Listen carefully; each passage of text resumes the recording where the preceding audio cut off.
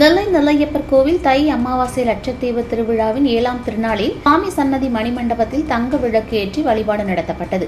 ஆண்டுக்கு ஒருமுறை மட்டுமே ஏற்றப்படும் தங்க தீபத்தை திரளான பக்தர்கள் பார்த்து தரிசனம் செய்தனர்.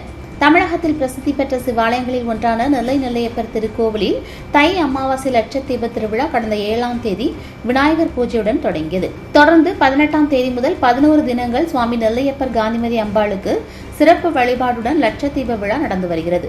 திருவிழாவில் 7ஆம் திருநாள் அன்று சுவாமி சன்னதி மணிமண்டபத்தில் தங்க விளக்கு ஏற்றப்பட்டது. ஆண்டுக்கு ஒருமுறை மட்டுமே ஏற்றப்படும் தங்க விளக்கு கோவில் பாதுகாப்பு அறையிலிருந்து பலத்த போலீஸ் பாதுகாப்புடன் சுவாமி சன்னதிக்கு எடுத்துச் செல்லப்பட்டு சிறப்பு பூஜைகள் செய்யப்பட்டது. தொடர்ந்து சுவாமி சன்னதி முன்பு அமைக்கப்பட்டுள்ள மணிமண்டபத்தில் தங்க விளக்கிற்கு சிறப்பு வழிபாடு நடத்தப்பட்டது. பின்னர் சுவாமி நெல்லையப்பர் மூலஸ்தானத்தில் சிறப்பு பூஜைகள் நடத்தப்பட்டு தீபச்சுடர் மேலதாளம் முழங்க எடுத்து வரப்பட்டு சுவாமி சன்னதி மணிமண்டபத்தில் வைக்கப்பட்டிருந்த தங்க விளக்கு ஏற்றப்பட்டது.